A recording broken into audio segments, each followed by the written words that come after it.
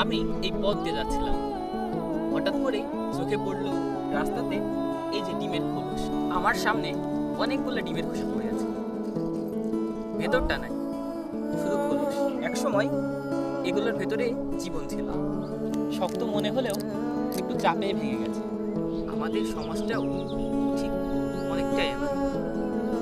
বাইরে শক্ত মনে হলেও ভেতরটা না। আমরা সম্মান দেখাই খোলস দেখে, চাকরি, টাকা, স্ট্যাটাস। ভেতরে মানুষটা কেমন সেটা দেখার সময় নেই।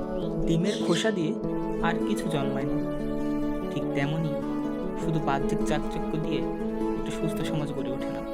ভেতরটা যদি নষ্ট হয়, বাইরের খোলসটা যতই সুন্দর হোক না কেন, একসময় ভাঙবেই। এখান থেকে আমরা বুঝতে পারি সমাজ বাঁচে খোলসে না, সমাজ বাঁচে ভেতরের মানুষে।